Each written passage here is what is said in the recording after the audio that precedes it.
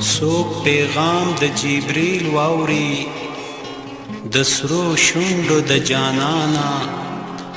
نو چاته سور په وینو تاج شو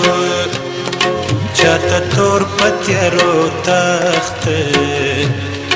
چا په سر د صلیب ولید چا په سور یخنین بالښته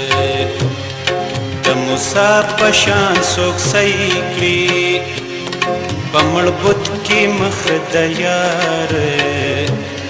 څوک ترې جوړ یاره جړه کړي څوک ترې حسن او خمار څوک د ګل د ماشوم مخه د اشنا شونډې کړي جوړې چا پخوا د نرګس اوموند چا ازغو کې د کروړې خوش نصیب و څوک لاړه په خندا غېږې د یار لا چا د ناوې د جوړې نه کفن اوشله و دلدار لا نو رب رب زما رب لیونی شم په فکرونو څنګه خور قهر و غضب کړم په سپرلي او سرو ګلونو څنګه غوږ کېږدم ملا ته تورنۍ بلبله هېره څنګه ستا د نور او خېشنه بدرنګي تیاره چاپېره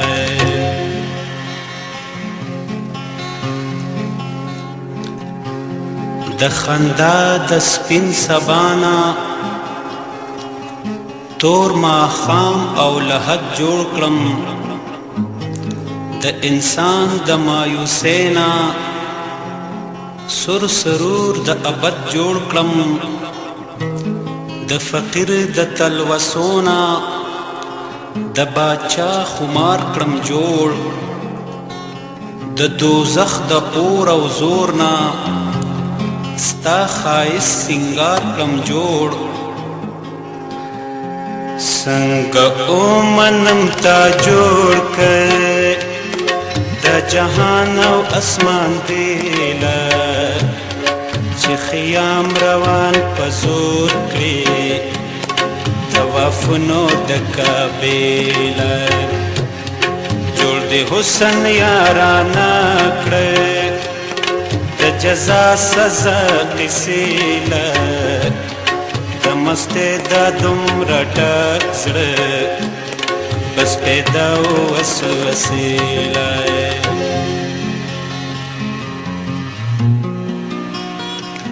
تا کړو جوړ د خپل ښایست نه یو حسین یو نازنین ستا د ښکته بڼو سورې هر ماښام پوست او رنګین تا خندل چې د ګلاب رنګ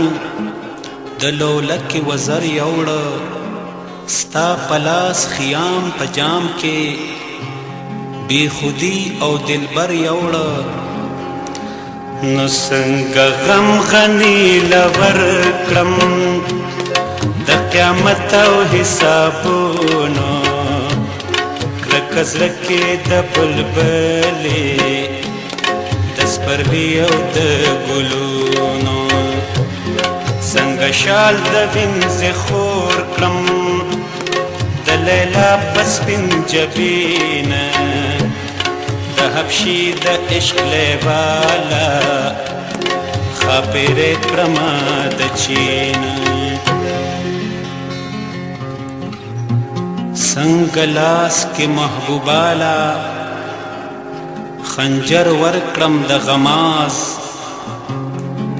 څنګه د یاري کوی کې ډوب کم د مینو سترګو راز څنګه د جهان د حسن ډوب کم په یو ساس کې د تیارو کې او د شمع رڼا څنګه کړم بدله په ایرو کې نو رب رب زما رب لیونی شم په فکرونو څنګه خور قهر و غضب کړم بس پرلی او سرو ګلونو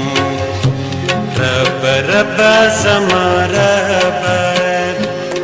لیونی شم په فکرونو څنګه خور قهر و غضب کړم بس پرلی او سرو ګلونو